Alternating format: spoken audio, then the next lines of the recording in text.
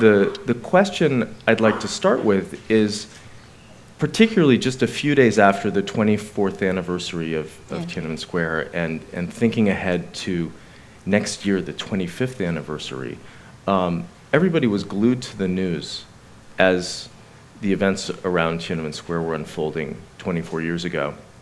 And there was a little bit of a bump this week on the 24th anniversary. But as we think about contemporary China, what role does Tiananmen Square have in the Chinese consciousness of today? Well, that depends who is talking about Tiananmen Square. Tiananmen Square is a symbol of power. It is located in the heart of Beijing. And Beijing was the center of power of the Chinese emperor since many dynasties. And so Tiananmen must be, in the eyes of the ruler, must be full of dignity, beauty, and safety, and so on. But, lots of Chinese tourists come to Beijing and they want to take pictures in front of Tiananmen Square. Mm-hmm.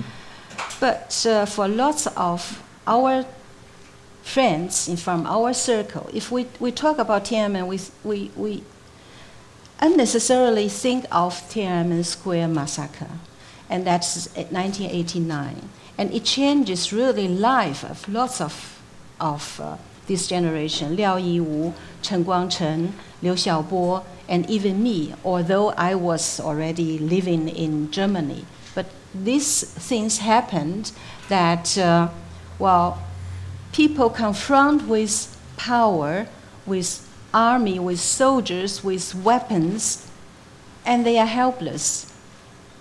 And after these things happened, 24 years later, the government still don't show any regret. It is even a taboo. You cannot talk about it. You cannot talk about Tiananmen. You don't use that word massacre. You said incident. It's forbidden. What about the next generation, right? I mean, this is an event that took place 24 years ago. What about the people who are in their 20s, in their 30s? Is Tiananmen Square something that shapes their identity as well? Unfortunately not. The young generation, young people, you mentioned 20 years old boy or girl, most of them, if they are living in China, they do not know what happened in 4 years ago, before their birth, because their parents will not tell them, and they can read nowhere. But of course, nowadays in China, you can come across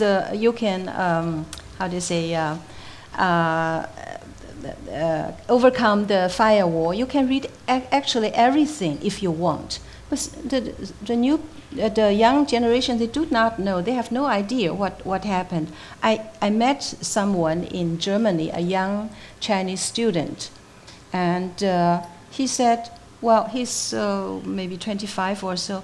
He even told me, I think what happened in Tiananmen 89 is the government has behaved correctly. Just imagine if the people take over, Tiananmen Square and the whole country will fall into a catastrophe and so on. So these young people learn nowhere what happened, what history means. You, of course, have supported a number of authors whose work was really shaped by some of the events surrounding Tiananmen Square and their experiences after that. And many of them have written about how they've been haunted or live under a shadow of Tiananmen. Can you talk a little bit more about that and describe some of that sort of emotional weight that those authors carry with them? Yes, I have lots of friends who has to escape after June 4th, 1989. The writer Zheng Yi, He is the former president of ICPC. He succeed Liu Xiaobo as PAN president. He also has to escape after June 4th. He escaped. He go underground for almost 1.5 years, and finally, somebody or people from Hong Kong helped him to escape the country. So lots of people just has to carry this nightmare with them, and you have to understand them. They see all these things happened, but the authorities said, no, it didn't happen. You see, in Germany, if a German says Auschwitz is a lie, then he has to go to jail. But in China, the killer are still in power, and we are not allowed to talk about that. No Enemies, No Hatred, which you helped edit.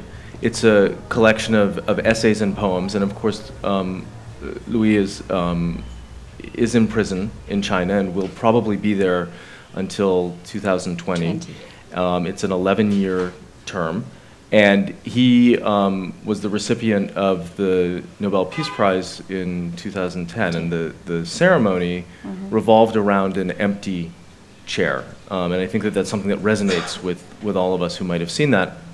But I'd like to ask you about the title, No Enemies, No Hatred, which is drawn from a final statement that he read at his trial. Yes. Can you say a little bit about that and the meaning of the title? Actually, yes. This title, No Enemy, No Hatred, actually, Liu Xiaobo has written almost the same sentence in 1989. There was a declaration of the different student organization. Liu Xiaobo and other 3 young men has co-signed in June 2nd, 1989. In that declaration, they say, we have no enemy, we have no hatred. We are not fighting against the government, the party, or anything the like, but we are fighting for freedom. We are fighting for our rights. Liu Xiaobo said, I do not want to be released. If I am out of the prison and you throw me out of the country, no way. I will prefer to stay in prison. So he made the choice. It is his choice to be in prison. But as Liao Yu will always say, his master told him, you always have the freedom in your heart. Even if you are in prison, you are free. But the freedom is in your heart. So I think Liu Xiaobo still enjoyed the freedom in prison. This is a visible prison, but in invisible prison, there is no invisible prison for him. He is free. So in one of his essays, he writes about the lack of a moral leader and the lack of moral leadership in China. Someone like Václav Havel, who led the Czech Revolution. Do you have hopes that there is somebody in China who can take on that role? Is he someone who could take on that role? I like Liu Xiaobo a lot, and I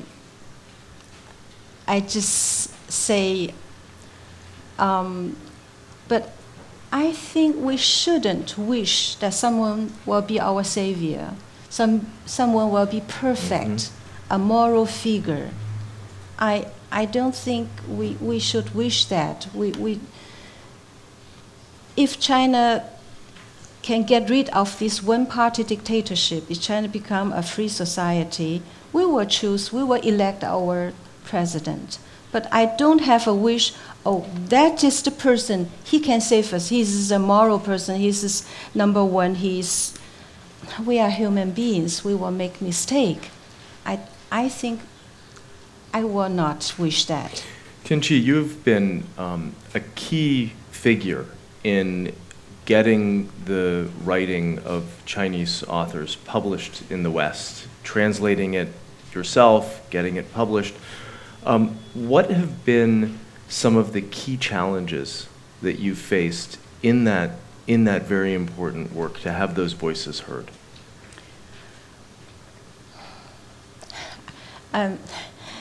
Well, I'm elected president of our PAN. It's a small organization. We have about not whole 300, 280 members.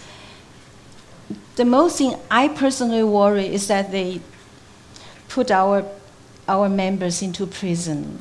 And I still don't forget in 2010, December 30th, 2010, one of our members died because of the torture, because of the bad treatment in prison. Before he died, they kicked him out of the prison. They sentenced him for 6 years just because he has written some articles, put him into prison, and he was very ill, and they don't treat him. And when he was dying, they just kicked him out. So he finally died. And then 2011, it was the Jasmine Revolution, and they put lots of our people into prison. They just disappeared. So I was very worried, and I think it's my responsibility to do something. And we struggled very hard to help and to make noise. And finally, all of them are released after several months.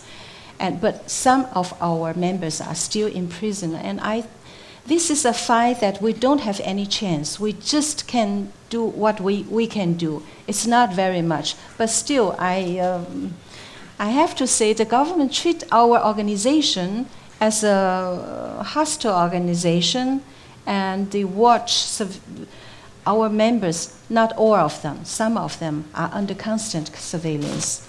Sometimes I just ask myself and my friends why they are so scared of handful writers. We have nothing but our pen.